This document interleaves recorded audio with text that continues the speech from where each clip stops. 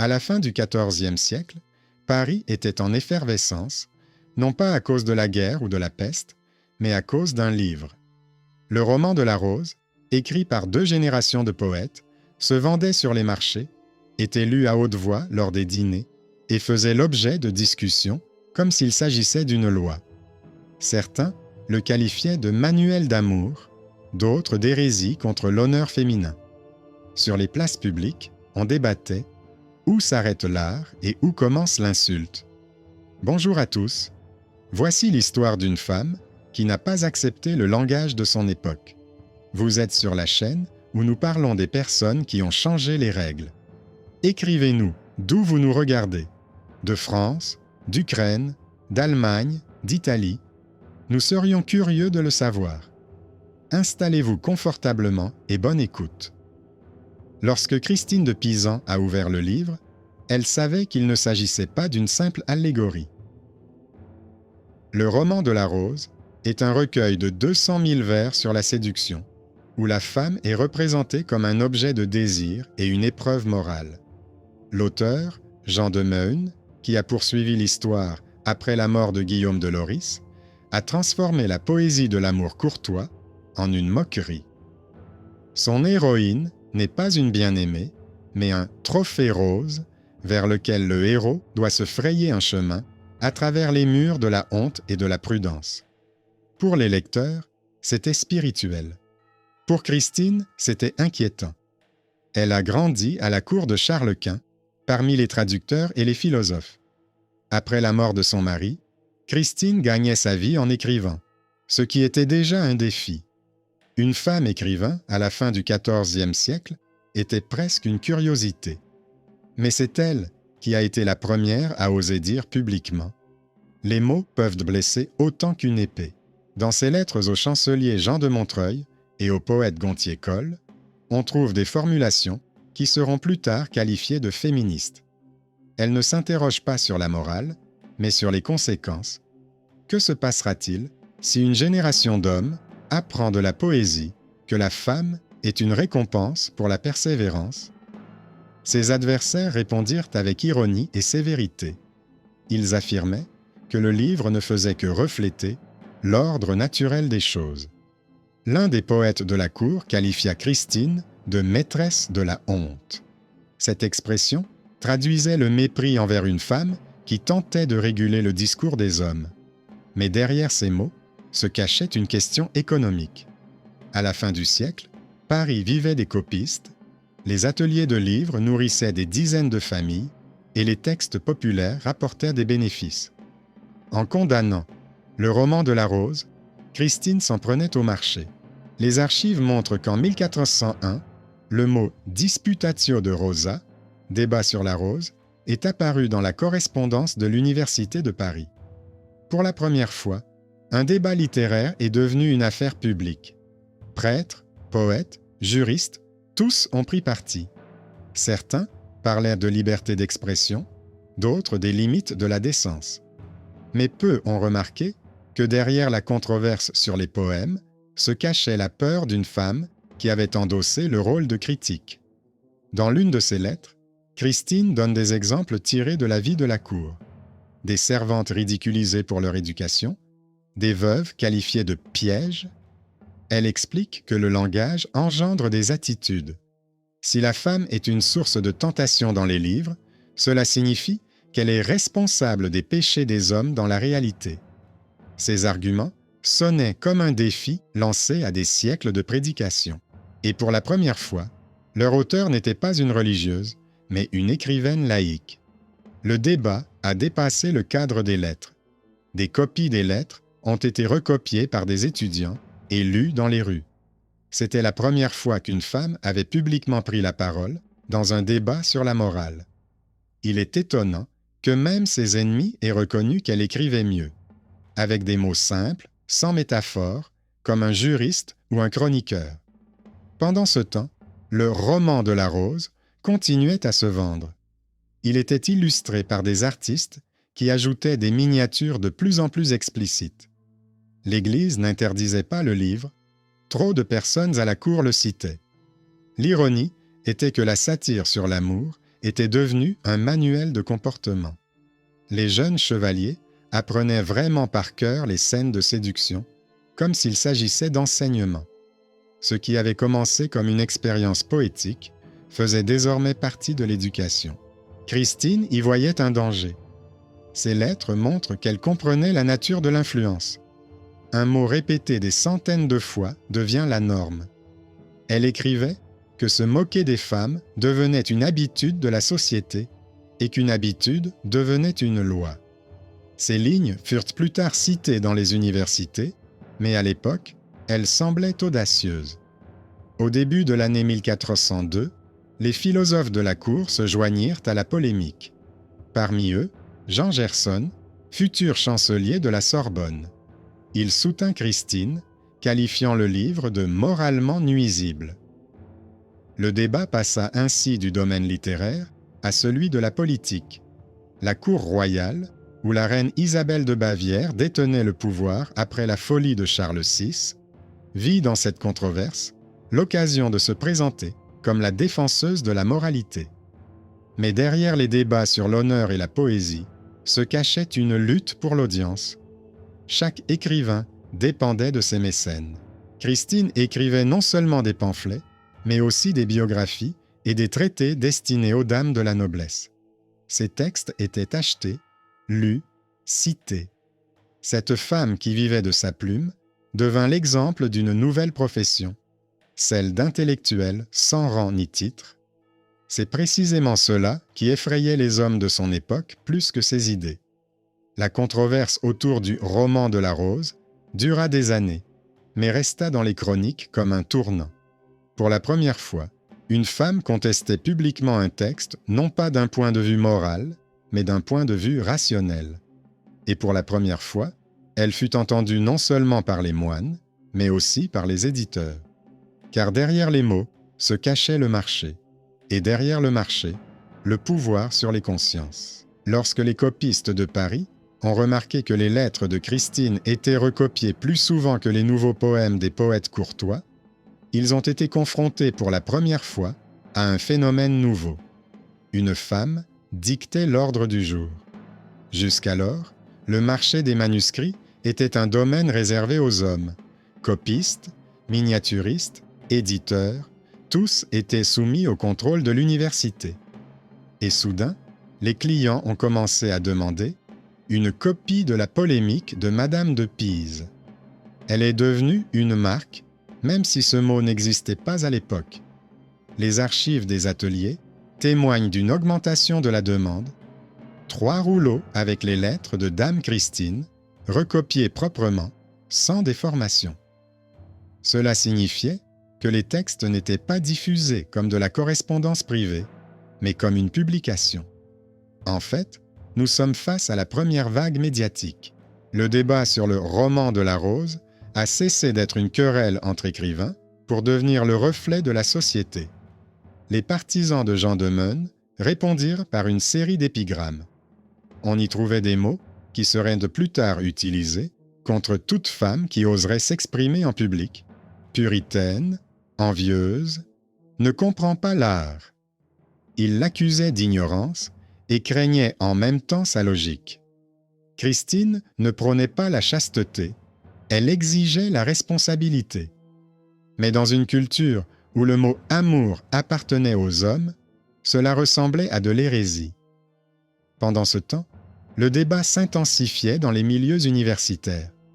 Les étudiants de la Sorbonne organisaient des lectures d'extraits du roman de la rose et des lettres de Christine, laissant le choix aux spectateurs. Certains professeurs interdisaient de mentionner la femme dans les discussions, craignant les moqueries de leurs collègues. D'autres, au contraire, utilisaient ces arguments comme exemple de discernement moral. C'est ainsi que, pour la première fois, une voix féminine s'est fait entendre dans les murs de l'université, même si c'était par la bouche des hommes. Une lettre de Jean Gerson à ses collègues, dans laquelle il décrit la réaction des auditeurs, a été conservée. Ils écoutaient avec étonnement, comme si une femme avait prouvé pour la première fois qu'elle n'était pas dépourvue d'intelligence. Pour son époque, cela ressemblait presque à une révélation. L'humanisme n'était pas encore né, mais ses germes étaient déjà présents dans ces débats. À la cour de la reine Isabelle, les passions faisaient rage. Après la folie de Charles VI, le pouvoir était partagé entre deux factions, les Armagnacs et les Bourguignons. La culture servait de propagande, chaque camp sponsorisait ses propres poètes. Pour les uns, Christine était une figure commode, un exemple de pure moralité, pour les autres, une moraliste agaçante. Elle est devenue un symbole sans son consentement. Mais les lettres de Christine n'étaient pas des sermons. Elles étaient des enquêtes. Elle citait des faits, des procès contre des femmes accusées de séduction, même lorsqu'il s'agissait de violence. Elle citait des textes de prédicateurs, comparait les paroles aux actes. Son style était sec, presque bureaucratique. Plus tard, les historiens diront qu'elle écrivait comme un notaire de la conscience. Dans l'un de ses traités, elle écrit « Si la parole est capable de détruire l'honneur, elle en porte la responsabilité. » Pour les hommes, c'était une affirmation dangereuse, car alors, n'importe quel pamphlet, n'importe quelle chanson, n'importe quel poème satirique pouvait être considéré comme un instrument de mal. C'est ainsi que l'idée que la littérature n'existe pas en dehors de l'éthique s'est imposée dans la conscience de l'époque. À la fin de l'année 1402, la controverse atteignit les chroniques de la cour. Les copistes du roi consignèrent de brefs résumés. Dame Christine affirme que le livre « Sur la rose » est un mensonge contre les femmes. Ces notes furent plus tard retrouvées par des archivistes qui les qualifièrent de premier acte féministe public en Europe. Mais à l'époque, le mot « féminisme » n'existait pas. Il existait le concept de « femme raisonnable » qui sonnait presque comme une accusation. Une rumeur circulait parmi les copistes selon laquelle Christine n'écrivait pas elle-même, mais avec l'aide de moines, car une femme ne pouvait pas connaître le latin. Cette rumeur a été démentie par l'université elle-même. Les manuscrits conservés montrent que ces citations latines sont exactes et que ses références à Aristote et à Boès sont sans erreur. Elle connaissait vraiment la philosophie, car elle avait grandi dans la maison d'un astrologue de la cour, et cela la rendait encore plus dangereuse. Elle ne se contentait pas de ressentir, elle argumentait. Il est intéressant de noter que parmi les acheteurs de ces traités figuraient non seulement des femmes, mais aussi des hommes. Parmi eux, des fonctionnaires, des notaires, des avocats. Probablement, ils ne voyaient pas dans ces textes une menace, mais un modèle de discours rationnel. Pour eux, Christine était une perle rare, une autrice capable de discuter de la société sans recourir à des allégories. Pendant ce temps, dans les copies du roman de la rose, les copistes ont commencé à ajouter des notes dans les marges, offensant, contraires à l'honneur. C'est ainsi que la discussion s'est introduite dans le texte. Le livre, que l'on considérait comme achevé, a commencé à changer. Certaines phrases ont été rayées, certains épisodes ont été adoucis. Dans les éditions tardives de la fin du XVe siècle, certaines des scènes les plus libres ont déjà disparu. La critique de Christine a changé la littérature elle-même, même si personne ne l'a reconnue ouvertement. Et pourtant, sa victoire fut incomplète. Après plusieurs années de polémique, elle se retira du débat et se consacra à d'autres travaux. Biographie, chronique, la Cité des Dames. Son silence fut qualifié de défaite. Mais les documents disent autre chose. Lorsque les écrivaines suivantes ont fait référence à Christine, elles ont utilisé précisément ces arguments sur la dignité et la responsabilité. Elle n'est pas partie en perdante, mais en ayant établi les règles du jeu. Au moment où les conseillers royaux ont changé à Paris, le débat sur la rose est devenu partie intégrante de la mémoire culturelle. Il n'a pas été raconté en détail, mais il a laissé une trace dans la façon dont les textes étaient lus et dont on pensait aux femmes. Après Christine, il était désormais impossible d'écrire sur l'amour sans se demander si cela ne faisait pas de la peine à ceux dont on parlait. Après des années de polémiques houleuses, Christine disparut des chroniques publiques pendant près d'une décennie. Mais les traces de son influence ne disparurent pas. Comme c'est souvent le cas, les idées survivent à leurs controverses. Les ateliers de copistes parisiens continuaient d'inclure ces lettres dans leurs recueils, à côté des chroniques et des sermons. Pour le lecteur du XVe siècle, elle est devenue une autorité, sévère mais juste. Aux yeux des copistes, cela signifiait un avantage commercial. Le nom de Christine garantissait l'attention des dames de la noblesse et des bourgeois cultivés. Pour la première fois dans l'histoire, une femme est devenue garante des ventes. Pendant ce temps, les universités continuaient à reproduire le modèle masculin d'enseignement. L'humanisme n'en était qu'à ses débuts, et la quasi-totalité du corpus de connaissances classiques était interprétée par des hommes. Dans ce contexte, la figure de Christine apparaissait comme un rappel: l'esprit et la plume n'ont pas de sexe. Ces premiers textes ont été recopiés par des élèves d'écoles monastiques où l'alphabétisation était considérée comme une piété et non comme une fierté. Certaines d'entre elles ajoutaient dans les marges: cette dame a montré qu'une femme peut penser sans honte. Ces lignes ont été conservées et elles reflètent la force émotionnelle d'une époque où chaque manuscrit était un acte de résistance. À cette époque, Christine rédigeait son œuvre majeure, La Cité des Dames. Il ne s'agissait pas d'une utopie, mais d'une sorte d'encyclopédie sur la dignité de la vie féminine. Elle y rassemblait des exemples tirés de l'histoire, reines, poétesses, saintes, et prouvait que la vertu féminine n'était pas une exception, mais la règle. Les historiens qualifieront plus tard ce texte de première tentative systématique de réécrire la généalogie de la culture. Mais au début du XVe siècle, le livre semblait dangereux. Il n'y avait pas d'homme dedans. Elle ne cachait pas que l'idée de la cité était née de la douleur d'une ancienne dispute. Le roman de la Rose avait montré comment les mots pouvaient humilier. La cité des dames, comment ils pouvaient protéger. Cette logique fit de Christine l'une des premières à considérer le texte comme un outil social. Sa plume devint le prolongement du tribunal. Chaque histoire de femme devenait un argument contre la calomnie. Chaque exemple une preuve des statistiques invisibles de l'injustice. Cependant, cette nouvelle renommée a suscité une nouvelle vague de moqueries. Les ecclésiastiques et les poètes ont déclaré que la Dame de Pise avait décidé de construire une ville sans hommes. Les pamphlets la comparaient à nouveau à une religieuse ermite. Certains allaient même jusqu'à affirmer qu'elle dirigeait secrètement une communauté de femmes savantes, alors qu'il ne s'agissait en réalité que de copistes et de mécènes qui l'aidaient à diffuser ses textes. Mais aux yeux de la société, toute solidarité féminine était déjà considérée comme une secte. Derrière ces moqueries se cachaient la peur et la jalousie.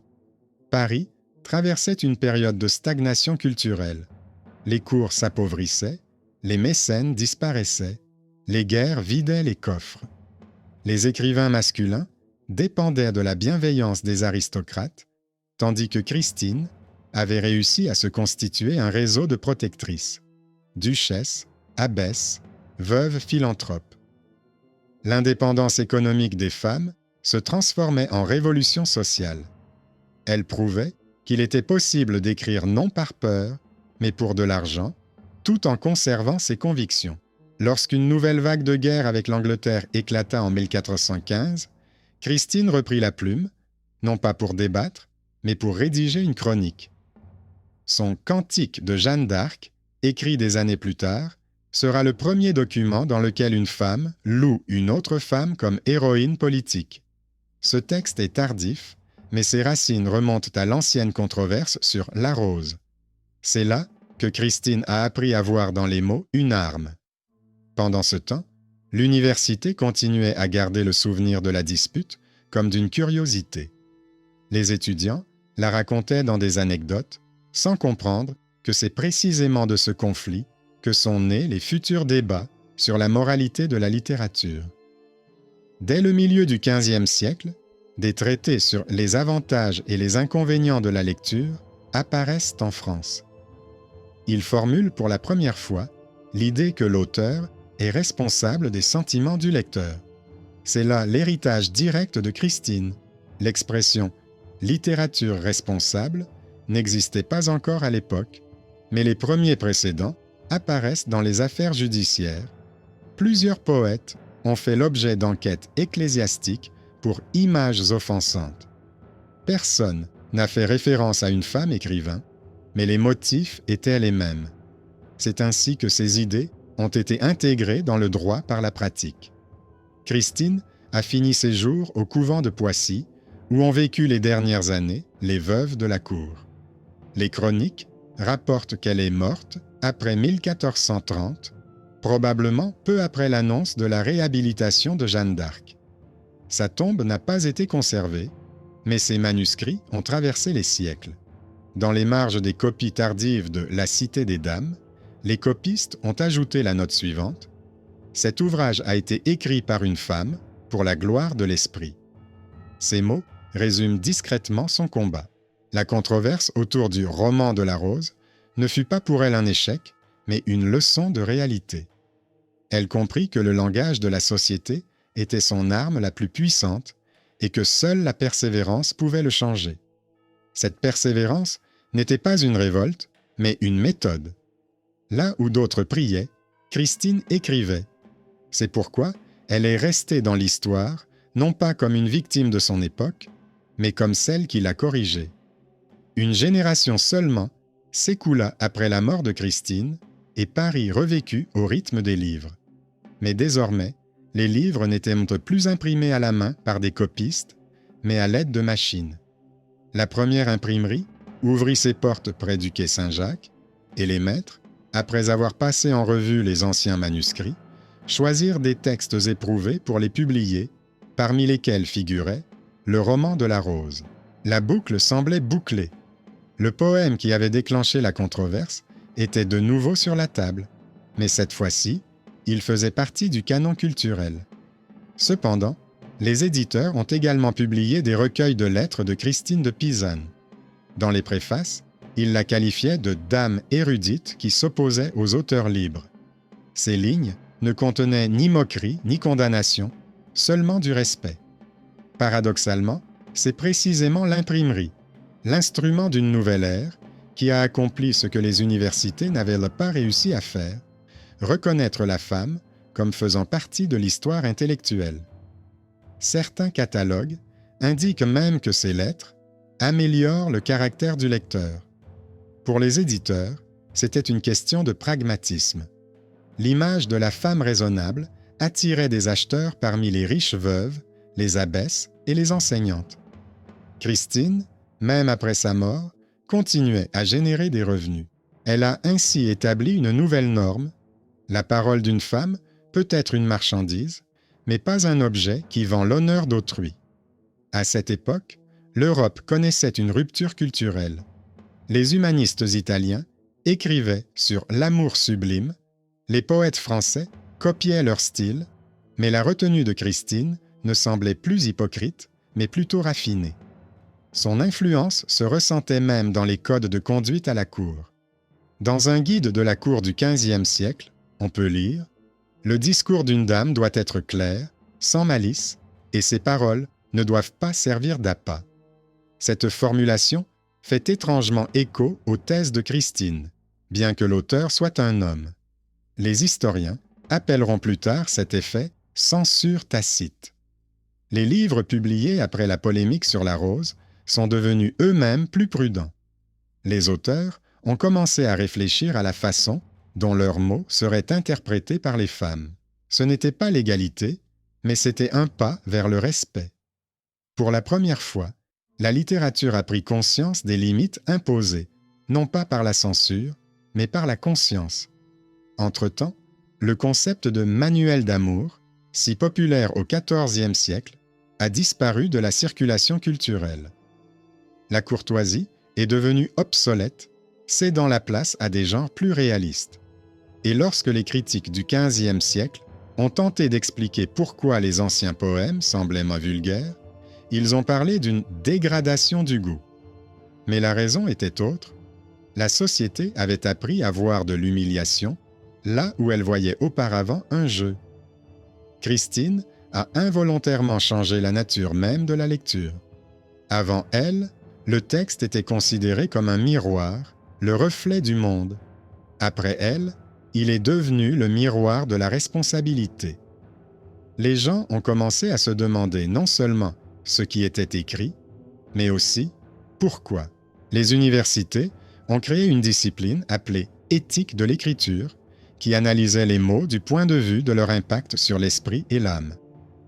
Les notes de cours conservées du XVe siècle mentionnent la critique féminine de l'allégorie, qui était en fait une reconnaissance des mérites de Pisone.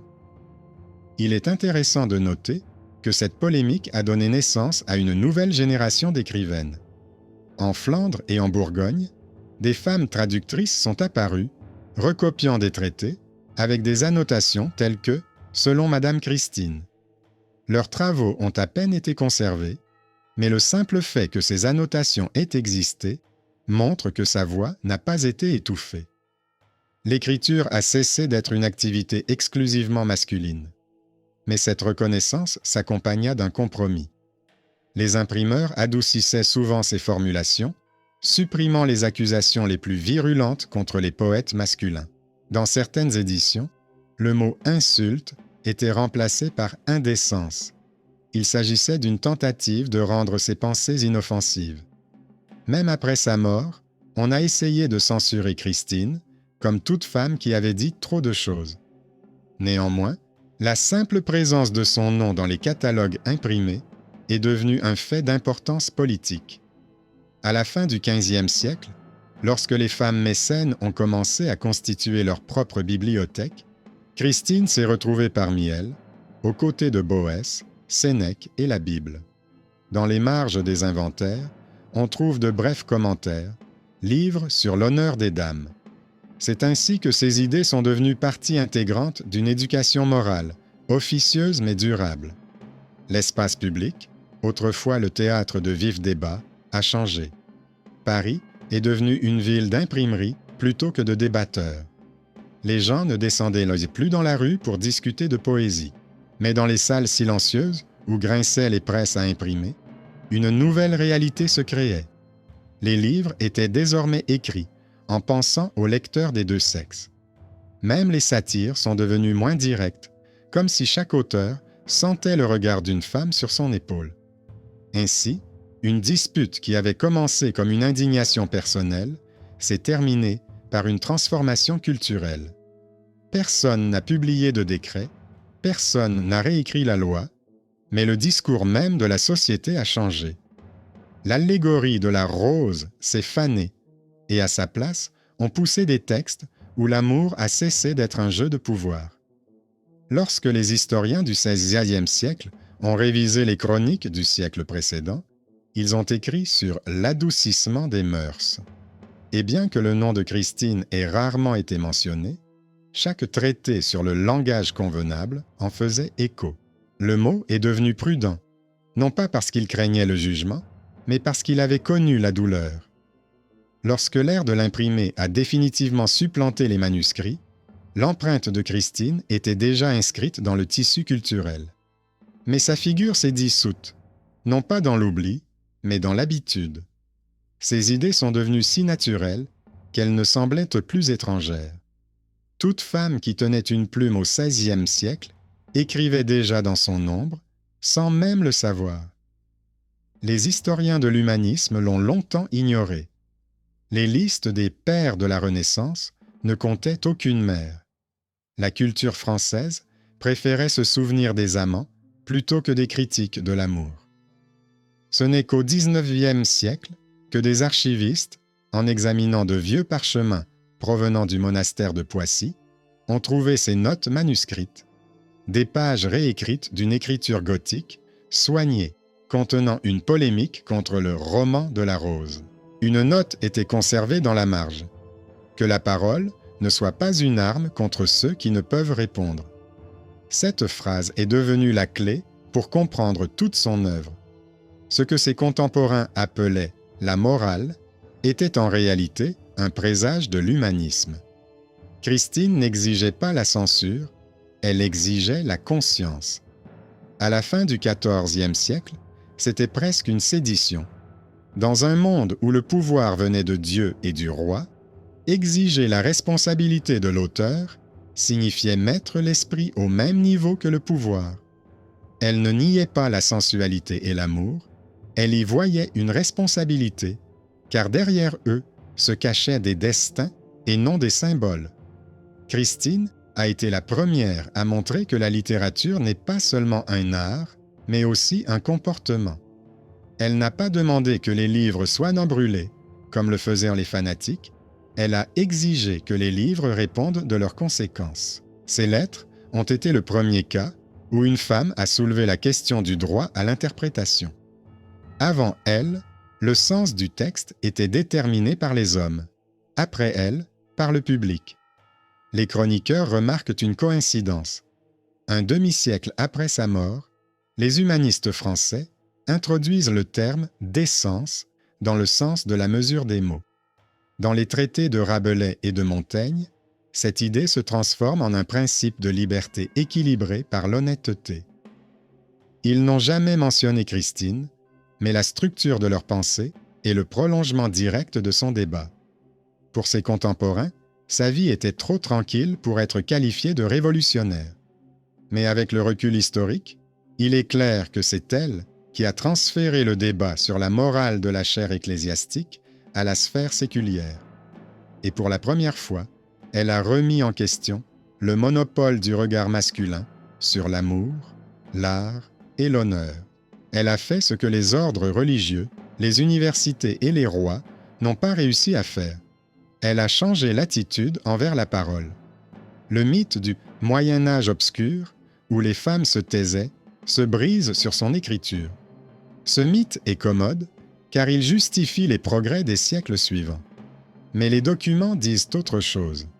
Les archives de Paris conservent les factures de ces manuscrits, les lettres avec les sceaux des universités, les preuves de vente. Chaque ligne est la trace d'un travail visible, féminin, rémunéré, reconnu. Le Moyen Âge n'était pas silencieux, mais tout le monde n'était pas écouté. Et pourtant, le prix de cette voix était élevé. Après la mort de Christine, aucune femme en France n'a bénéficié d'une telle notoriété pendant près de 200 ans. Son exemple n'est pas devenu un modèle à suivre, mais un avertissement. Tout mot prononcé à haute voix transforme son auteur en cible. Ce n'est qu'au XVIIe siècle, avec le salon de Madame de Scudéry, que son intonation reviendra. Calme, rationnelle, sans colère, mais avec une dignité intérieure. Aujourd'hui, son nom est mentionné dans les cours universitaires comme la première écrivaine européenne à avoir pris conscience du pouvoir politique du langage. C'est une formule aride, mais derrière elle se cache la vie d'une veuve copiant des manuscrits à la lueur des bougies, entourée de jeunes copistes qui lisent ses textes en cachette. Ils rient sans comprendre qu'ils ont les yeux rivés sur l'avenir. Si l'on écoute attentivement les chroniques, on entend, derrière le bruit des siècles, le doux bruissement de la plume. Ce n'est pas l'épée, ni le bûcher, ni la foule, mais la plume qui gratte le papier. Elle fait ce que le pouvoir ne peut pas faire.